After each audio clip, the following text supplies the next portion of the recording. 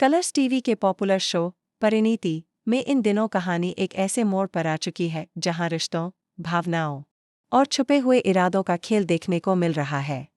इस बार का ट्रैक पूरी तरह से निशा और आदित्य के बीच के बदलते समीकरणों पर फोकस करेगा और साथ ही आदित्य के घरवालों की सोच पर भी रोशनी डालेगा। दृश्य की शुरुआत होती है आदित्य के कमरे से। खिड़की से आती हल्की सी धूप, हवा में फैली हल्की सी महक और वार्डरोब में टंगे एक एक कपड़े, सब कुछ आदित्य की मौजूदगी का एहसास कराते हैं। निशा धीरे धीरे कमरे में कदम रखती है, जैसे किसी पवित्र जगह में आई हो। उसकी आंखों में एक अजीब सी चमक है, लेकिन साथ ही दिल में हल्की सी घबराहट भी। वह वार्डरोब के सामने रुकती है, धीरे से उसका दरवाज़ा खोलती है और अंदर रखी शर्ट्स को ध्यान से देखने लगती है।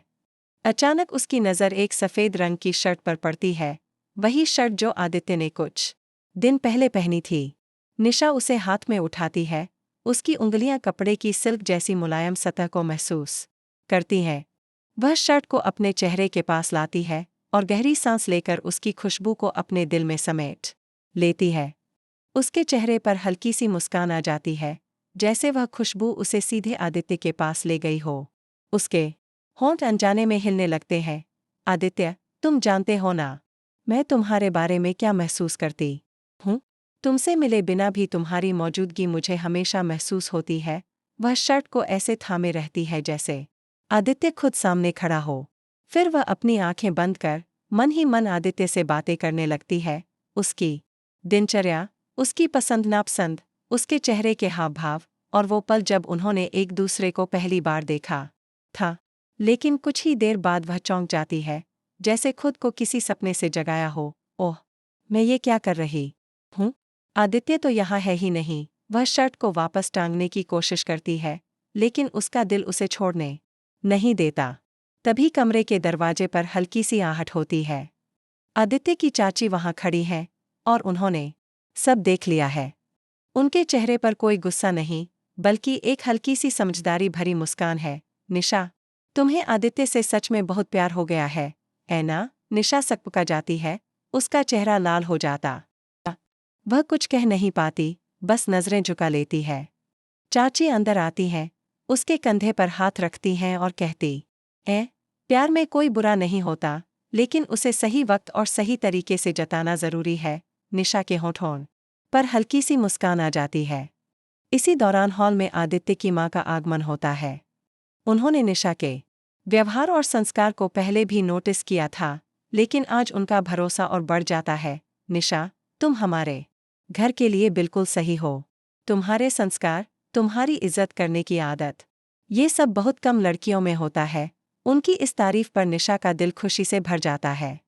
उसने कभी सोचा भी नहीं था कि आदित्य के घरवाले उसे इतना अपनापन देंगे।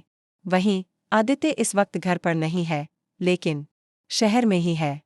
बाहर किसी बिजनेस मीटिंग में होने के बावजूद उसके दिल के किसी कोने में भी निशा की छवि बार बार उभर रही है।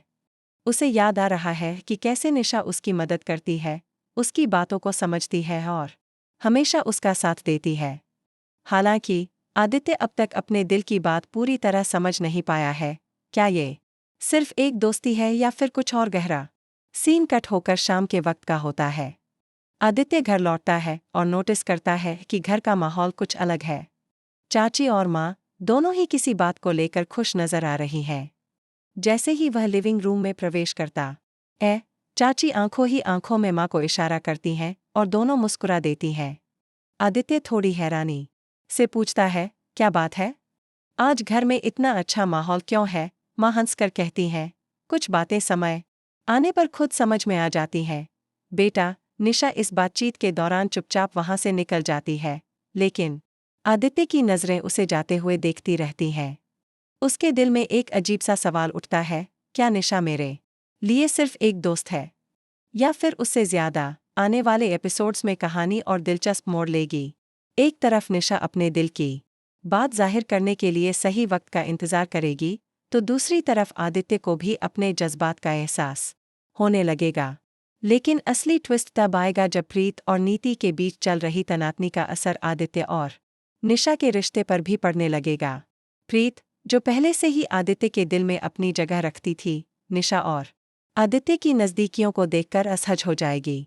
वही नीति, जो अपने फायदे के लिए किसी भी हद तक जा सकती है, इस रिश्ते को अपने खिलाफ मानकर इसे तोड़ने की पूरी कोशिश करेगी। अब सवाल यह है, क्या आदित्य का दिल निशा के लिए धड़केगा, या फिर हालात उन्हें एक दूसरे से दूर कर देंगे? टीवी की दुनिया में यह ट्रैक भावनाओं, सस्पेंस और रिश्तों के इस जाल को और भी गहरा बना देगा।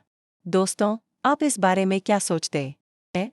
क्या आदित्य और निशा एक हो पाएंगे, या फिर उनके बीच कोई तीसरा आकर सब कुछ बदल देगा?